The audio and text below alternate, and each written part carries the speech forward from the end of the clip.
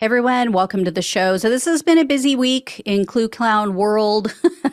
Mostly good news, so I don't mind. And to kick off today's show, the Nevada Attorney General is reportedly investigating the fake elector scheme in his state. Welcome to the party, pal! Yeah, I mean, better late than never. Anyway, according to Politico and other news outlets, the Attorney General's office has been questioning witnesses. He's been asking about the fake electors documents and other details. There were 6 Republicans in that state who signed those documents claiming to be the duly appointed electors, one of which was the Republican Party chair for the state, Michael McDonald. No, not that Michael McDonald, because then, he'd be singing like, I can't forget Trump is not president. Something like that. I don't know. In my mind, that's how it goes. Anyway, another one of the fake electors had direct communication with Trump's Georgia co-defendant, Kenneth Chesebro, and it implicates Trump's campaign directly in this scheme.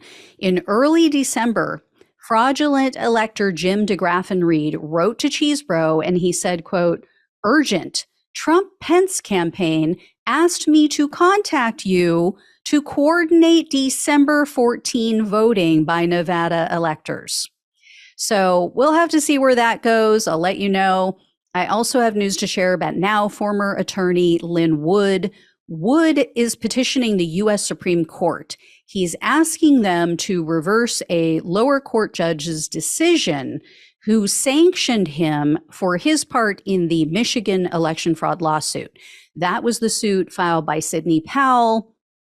His name was on it. He signed on to it. Well, he and his co-defendants had already been denied. They already appealed the sanctions with a lower court. That lower court ruled that this Michigan election fraud lawsuit, quote, relied exclusively on frivolous allegations of widespread voter fraud. So we'll see if the Supreme Court bothers to take this case up. I really doubt it. They have been very reticent to get involved with any of this. I also have news about former Overstock CEO Patrick Byrne. He is obviously not one that we hear a lot about, but we do know, even though he hasn't been indicted for any crimes, we do know he was very involved in the whole 2020 Stop the Steal BS. We know this from testimony to the select committee, news reports, just evidence that's out there.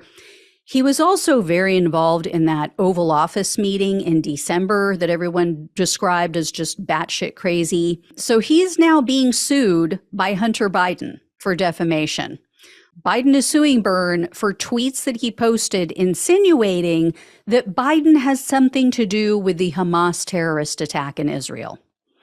By the way, Biden is also suing Rudy Giuliani, and former Trump White House aide Garrett Ziegler for other various reasons. So I'm excited about these lawsuits because what we might find, because, during the discovery process, what might we find if these people are forced to turn over all of their communications?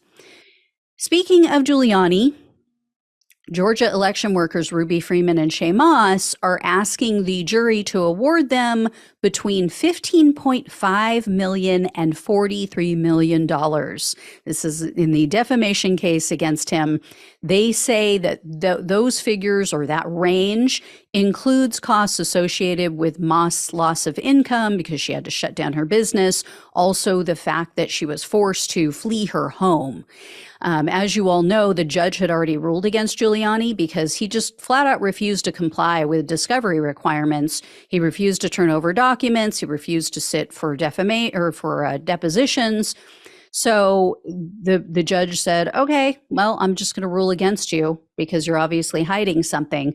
So the trial is scheduled to begin next month on December 11th.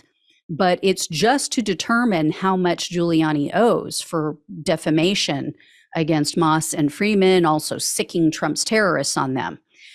I will definitely keep an eye on that. I will definitely be reporting on that trial for you. I also have updates to share about my pillow man, Mike Lindell.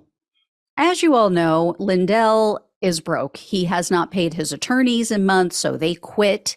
He has been on the hunt for affordable counsel, but apparently no one's willing to destroy their career and their reputation.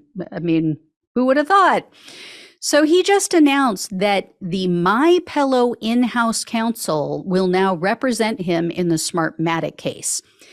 Failed Minnesota Attorney General candidate Doug Wardlow, also attorney Jeremiah Pilon, will be now dealing with that one case.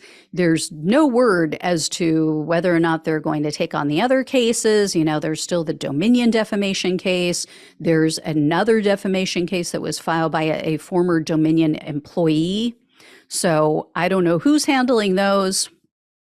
And if you thought that Lindell maybe had learned his lesson by now, like he gets it, he knows that he's going down the wrong path, you would be wrong.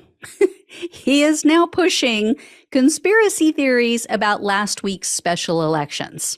Lindell claims that many of the elections last Tuesday were rigged, and he would totally share the evidence with everyone. He wants to share everything he knows with the viewers, but he can't. Lindell said, quote, "For now, we are concealing critical details to protect election clerks from retaliation." Yeah. Now he's worried about that. He blathered on about very innocuous events from election day, things that happened that there was nothing to it if you look deeper, but you know, he spun them as nefarious election fraud tactics. And then he gave his viewers a link to what he called an election alert feed. He said, you know, sign up, click on this link, sign up here. You're going to find out more details about, quote, significant incidents. Well, of course, as is the case usually with Lindell, with most of what he does, it didn't work. You click on the link, it goes nowhere. Nothing happens. Next up is QAnon shaman, January 6th convict Jacob Chansley. You guys might remember him with the horns and the face painted, no shirt, you know, screaming through a bullhorn. Yeah. He filed paperwork indicating he plans to run for Congress as a libertarian. He's going to run in Arizona's 8th district. So I'm sure that's going to work out great. We will all be on pins and needles. Thank you all so much for watching and listening. Have a great weekend. Love you all. Please like this video, share it with others, become a subscriber. If you have not, trying to hit 50,000 by Thanksgiving. I will be very thankful on Thanksgiving for that. And if you can donate or become a monthly donor, especially, it really helps to keep the show going. So appreciate it all. Love you all. Take care. Talk with you soon.